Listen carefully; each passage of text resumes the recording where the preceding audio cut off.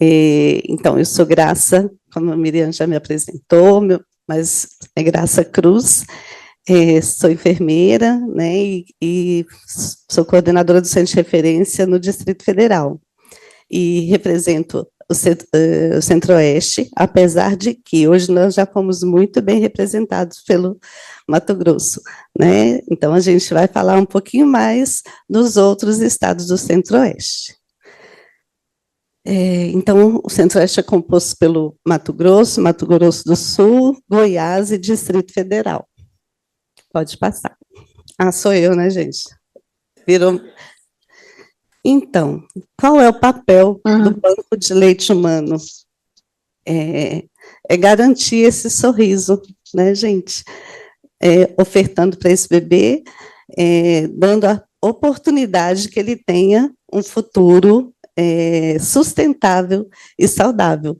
Então, o nosso principal papel é esse é o nosso alvo. Já foi falado várias vezes, pela maioria, né, dos colegas, em relação ao que acontece em relação às mudanças climáticas, né? Então, no nosso estado também, nós temos queimadas e poluição, temos as variações de temperatura, variação climática, a mudança de clima, né? E temos a vulnerabilidade social. Em relação a variações climáticas, no Centro-Oeste, nós temos dois climas só, né, gente? Que é o clima seco e o quente e úmido, né? Quente e seco também. Então, é muito complicado para nós, imagine para os bebês, como o Rodrigo já falou, passar por aquele clima de Brasília. O pessoal do Rio mesmo que vai para lá tem que estar ali com o sorinho para colocar no olho, né, para poder hidratar, porque eles não se acostumam, mesmo indo várias vezes. Então, para os nossos bebês, isso é muito sério também.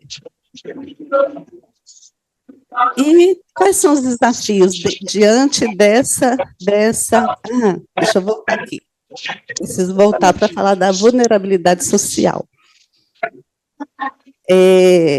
Quando a gente fala da mudança climática, das catástrofes, né, das catástrofes da natureza, a gente não pode deixar de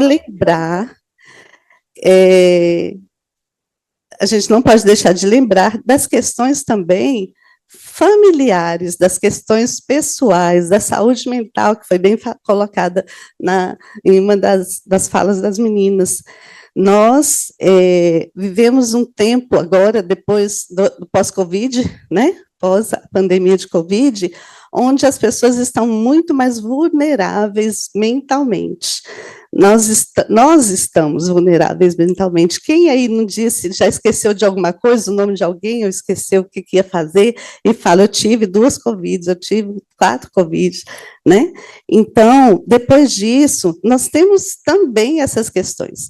E essas questões interferem também dentro das famílias, essas questões interferem também no relacionamento, interfere na questão financeira das famílias, onde depois dessa situação, muitos pais de família e mulheres também de família perderam seus empregos e estão até hoje sem conseguir se reerguer.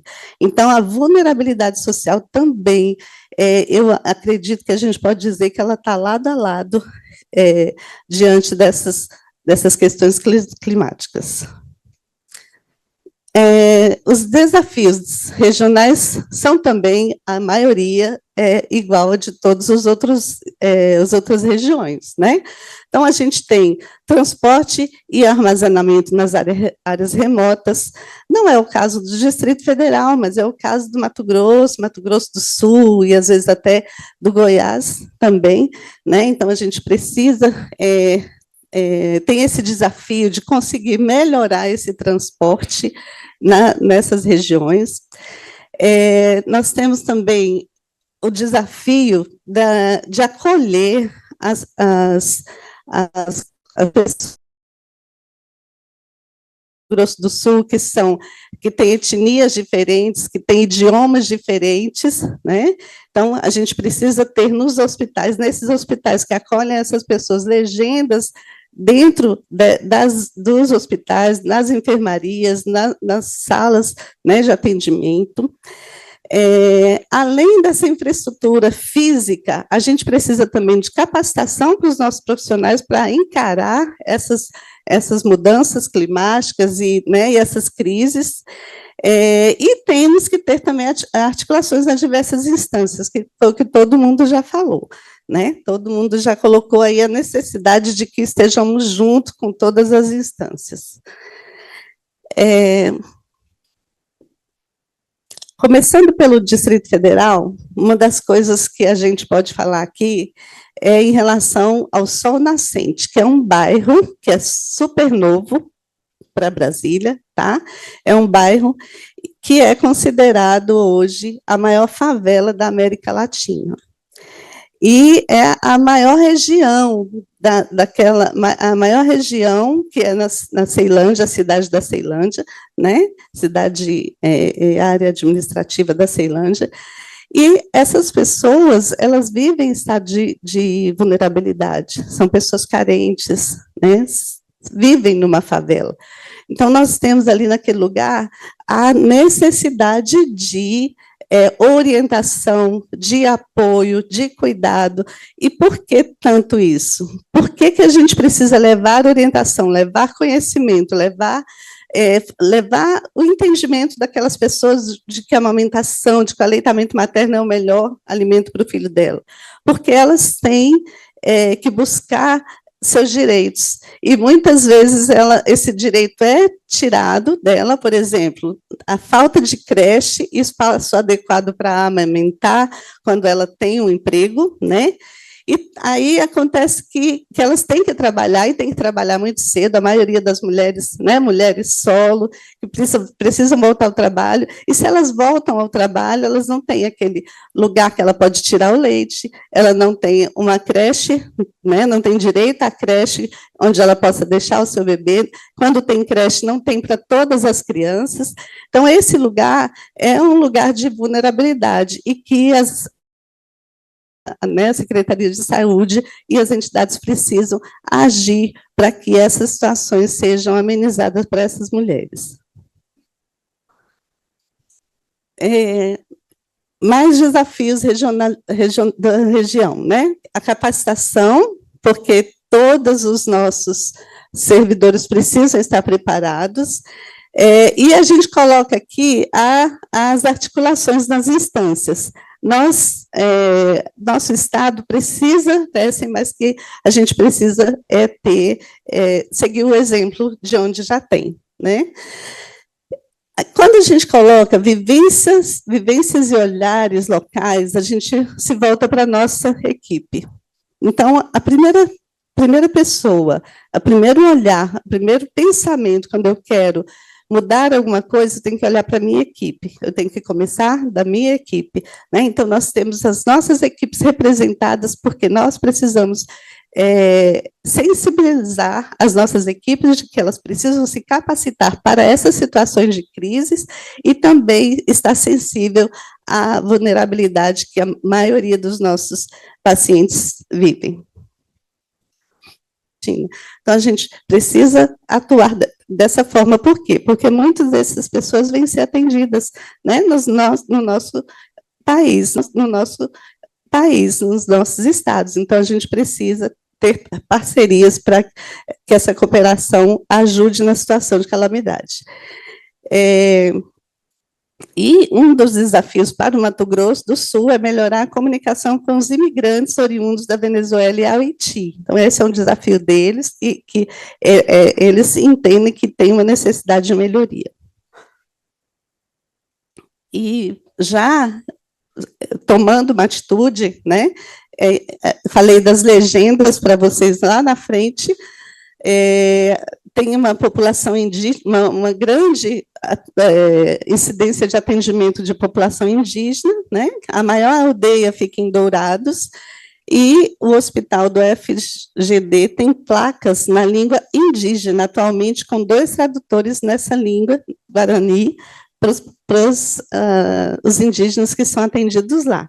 Então, eles colocaram lá essa legenda para que eles se sintam incluídos, né? A inclusão desses povos.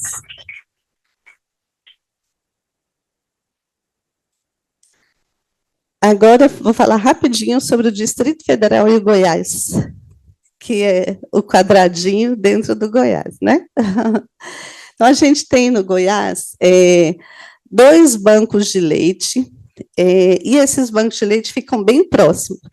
E ao redor de todo o Distrito Federal, que é o quadradinho, né? Acho que vocês devem conhecer o mapa, nós temos vários municípios, tá? Então, a gente tem essa RID, que é a Região Integrada de Desenvolvimento do Distrito Federal e entorno, que é uma área de forte interação econômica com o Distrito Federal. E ela tem 34 municípios, 29 são de Goiás e 5 de Minas Gerais. Tá? E por isso, o que acontece? É necessário que haja uma parceria entre o Goiás e o Distrito Federal e entre Minas, em muitos momentos também. Né? Eu coloquei aí as 2 referências do Goiás e a foto das 2 referências, né, do Goiás e do DF. A gente já vive essa parceria, nessa necessidade, uma coisa que a Vanessa falou, que existe troca de leite, troca de insumo entre os estados, né? No Nordeste. Entre Goiás e o DF também acontece isso. Né? Nós já trocamos leite, não foi a primeira vez que saiu leite das fronteiras do DF, né? Já saiu também para o Goiás, já veio do Goiás também para o DF, porque nós temos um banco de leite bem quase na fronteira, então é bem pertinho, inclusive a gente divide uma servidora que trabalha lá no Banco de Leite de Goiânia e no Banco de Leite de Santa Maria, que é um banco de leite do DF. Então, a gente já tem essa parceria de troca de leite, mas também a gente tem as questões de atendimentos, né? Então, os nossos, os moradores dessa área da RID, eles são atendidos no Distrito Federal. Então, isso traz essa parceria muito mais próxima. Inclusive, o ano passado, fez o primeiro seminário de aleitamento materno no mês de agosto, seminário do entorno, onde a gente teve apresentações de todas essas cidades que trabalham ao redor do Distrito Federal, né, e que são atendidas ao redor do Distrito Federal. Então, a gente já existe essa parceria, mas ainda precisa melhorar, porque, como eu falei, Goiás tem 2 bancos de leite, os 2 são bem próximos, só que nem todos os municípios são próximos dos nossos bancos de leite no DF. Então, ainda é necessário que abra-se outros bancos de leite no Goiás, já está na Ponta da Agulha 2, né? Um em Rio Verde e outro em Águas Lindas.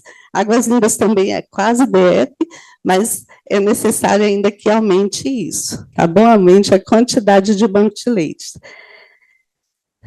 Tá. Outra coisa que acontece muito, né, em relação aos bancos de leite é a mulher dizer que não está conseguindo falar com o banco de leite mais próximo dela. Né? E como a Mônica falou sobre tecnologias, então, no Distrito Federal, nós temos um site, Amamenta Brasília, onde a mãe entra lá e se cadastra, e esse cadastro dela vai ser enviado para o banco de leite mais próximo da casa dela. Nós já tivemos também um aplicativo, que não foi possível continuar por questões de financiamento, né? E que por algum tempo podia dar certo, tá bom? Espera aí, está terminando. E a gente, agora, eu esqueci de colocar a figura, mas agora depois que saiu esse slogan tão maravilhoso, né, doação de leite humano, um gesto humanitário que alimenta a esperança, nós fizemos lá no Distrito Federal uma campanha para a escolha de uma logo, né, que remetesse ao tema, né, ao slogan. E a gente conseguiu uma imagem, foi escolhida, foram mais de 60 imagens, foram escolhidas 5 depois, e foi escolhida uma que tem as mãos unidas, apoiando uma gota de leite. E é uma representatividade muito grande, porque nós sabemos que juntos, né, é que nós vamos conseguir levar para frente esse nosso trabalho de formiguinha, mas que vai fazer muita diferença na vida dos nossos bebês.